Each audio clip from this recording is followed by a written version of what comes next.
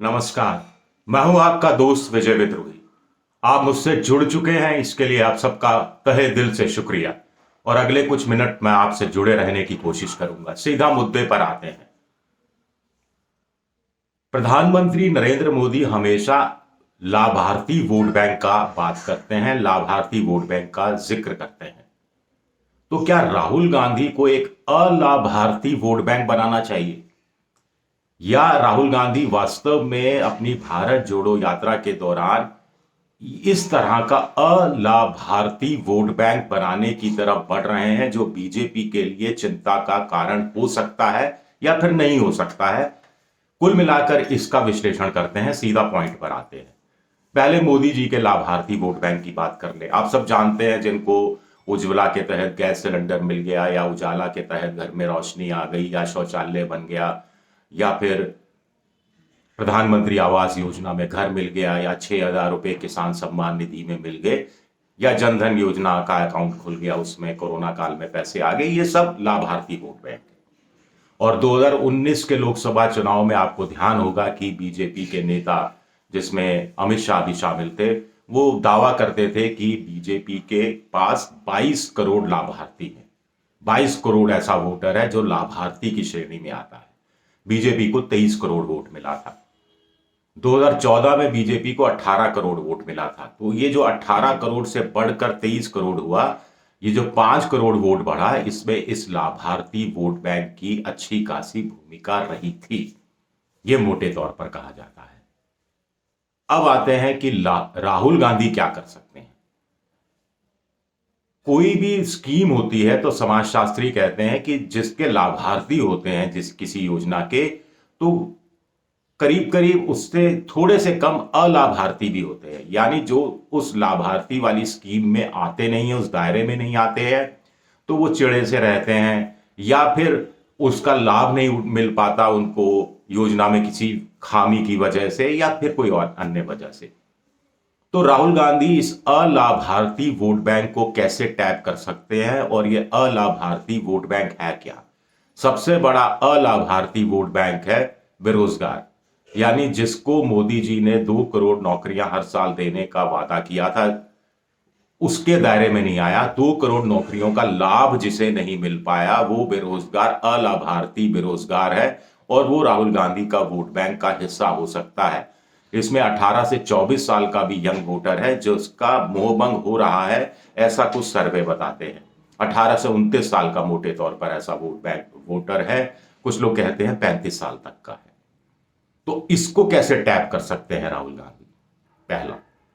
दूसरा, जो महंगाई का मारा हुआ है, जिसको मोदी सरकार की आर्थिक नीतियों का लाभ नहीं मिला, जिस ऐसा मध्यम वर्ग वोटर भी जिसको लाभार्थी योजना का कोई लाभ नहीं मिला, क्योंकि वो लाभार्थी योजना के तहत आता नहीं था, लेकिन ईएमआई बढ़ रही है, घर का नौकरियां जाने का संकट है, तनख्वाह कम होने का संकट है, कॉन्ट्रैक्ट रिन्यू हो ना हो, कम पैसों में हो, इसकी दुविधा से वो गुजर रहा है।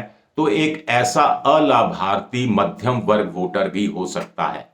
और हमें यह नहीं भूलना चाहिए कि हिंदुस्तान में मध्यम वर्ग के जो परिवार है, इनका जो वोटर है करीब करीब 28 करोड़ के आसपास हो गया है। तो एक बड़ा ये है जिसको टारगेट कर सकते हैं। तो एक बेरोजगार अलाभार्थी वोटर, एक महंगाई का मारा अलाभार्थी वोटर, और तीसरा रोजमर्रा की दिक्कतों से जूझ रहा मध्यम वर्ग का एक वोटर, और चौथा, प्रधानमंत्री का मान सम्मान है, देश में विदेश में बढ़ रहा है, देश की इज्जत बढ़ रही है, लेकिन इसका लाभ एक बड़े वर्ग को इस रूप में नहीं मिल रहा कि एक बड़ा वर्ग ये भी चाहता है, जो गरीब है, दलित है, वंचित है, आदिवासी है, वो चाहता है कि उसकी भी तो इज्जत बढ़े, उसकी जिंदगी भी तो मान सम्मान के साथ गुजरे, वो भी तो इज्जत से 2 रोटी कमा सके, इज्जत से नौकरी कर सके, कहीं ठेला बेशक अगर लगाना है, वहां पुलिस वाला तंग ना करे, ऐसी जगह वो ठेला लगा सके, बेटी की शादी इज्जत के साथ कर सके, मोहल्ले में थोड़ा सर उठा के जी सके। देश अगर का सर उठ रहा है विदेश में, पूरी दुनिया में, तो उसका सर भी तो उठना चाहिए, कुछ श्रेय उसको भी तो मिलना चाहिए। इसका लाभ, देश के मान सम्मान के बढ़ने का लाभ इस वर्ग को नहीं मिल रहा, तो इस तरह से ये भी एक अलाभार्थी वोट बैंक का हिस्सा है मेरी नजर में, मुझे ऐसा लगता है। इस वोट बैंक को टैप करने की जरूरत है। क्या राहुल गांधी इस दिशा में काम कर रहे हैं? कुछ लोग कह रहे हैं कि हाँ, पहले चरण में भारत जोड़ो यात्रा के दौरान ऐसे अलाभार्थी वोटरों को पहचाना जा रहा है, दूसरे चरण में इनसे और संपर्क किया जा रहा है, और फिर आगे के चरण में इनके पास एक अल्टरनेट रखा जाएगा। आखिर ये अलाभार्थी वोटर अगर कांग्रेस को वोट देगा तो उसको लाभ कैसे होगा? वो मोदी के लाभार्थी वोटर के समकक्ष आ जाएगा, किस रूप में आ जाएगा? इसका कोई प्लान, इसकी कोई योजना, इसकी कोई नीति, इसकी कोई रणनीति कांग्रेस को राहुल गांधी को पेश करनी ही पड़ेगी। हम इसलिए कह रहे हैं क्योंकि कांग्रेस को देखिए 12 करोड़ वोट मिला था, 2 करोड़ 1.5 करोड़ वोट बढ़ा था उसका 2014 के मुकाबले। लेकिन बीजेपी ने जो अपना लाभार्थी वोट बैंक बनाया उसको कल्टीवेट करते रहे, मोबाइल पर संदेश जाते रहे, प्रधानमंत्री खुद वेबिनार करते रहे, कभी महिला लाभार्थी वोटरों से, कभी पुरुष लाभार्थी वोटरों से, कभी दलित महिला लाभार्थी वोटरों से, कभी किसानों से। तो इस तरह संपर्क में, सतत संपर्क में रहना, उनसे जुड़ा रहना भी कांग्रेस के लिए जरूरी होगा। क्या कांग्रेस इतना कर पाएगी, इतना फॉलो अप कर पाएगी? भारत जोड़ो यात्रा का निचोड़ कुल मिलाकर यही है। एक बड़ी बात यह है कि वो राहुल गांधी किसी ना किसी रूप में चाह रहे हैं कि मुस्लिम वोट बैंक में और ज्यादा इजाफा हो। 2014 में 45% मुसलमानों ने कांग्रेस को वोट दिया था, 2019 में भी 45% ने दिया। अच्छा खासा वोट बैंक है ये, लेकिन इसमें और बढ़ोतरी करने की जरूरत महसूस की जा रही है कांग्रेस की तरफ से। ओबीसी 42% 2014 में देते हैं कांग्रेस को, 32% 2019 में, तो 10% ओबीसी कम हो गया। ये भी कांग्रेस के लिए चिंता की बात है। और ऐसे आला भारतीय ओबीसी बहुत से हैं। इसी तरह एससी एसटी भी 42% 2014 में, जो घटकर करीब 38% हो गया। तो ये 4% की कमी भी अलाभार्थी एससी एसटी हैं, जिनको कांग्रेस चाहे तो टैप कर सकती है।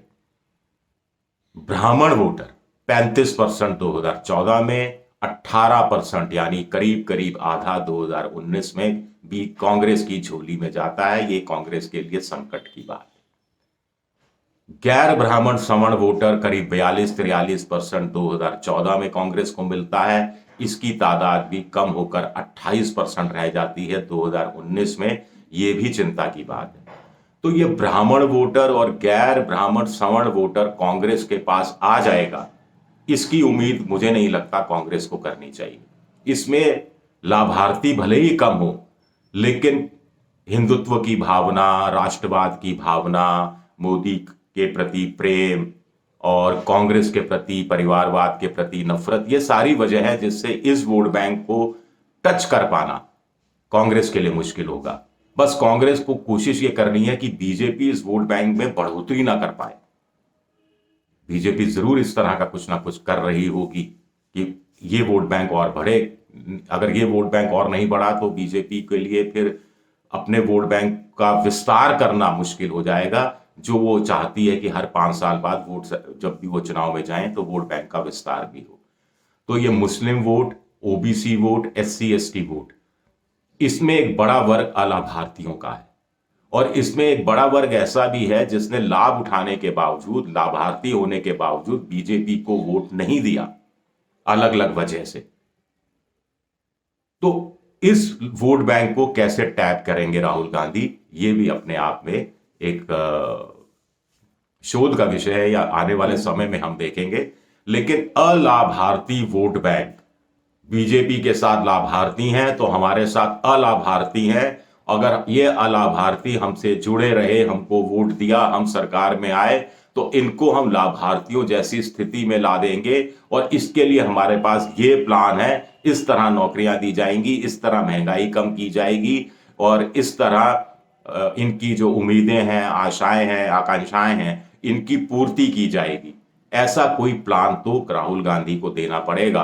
भारत जोड़ो यात्रा के दौरान मीडिया को गलियाना, अडानी अंबानी को कटघरे में खड़ा करना, ये अपनी जगह ठीक है, ये कार्यकर्ताओं में उत्साह जगाने के हिसाब से ठीक है।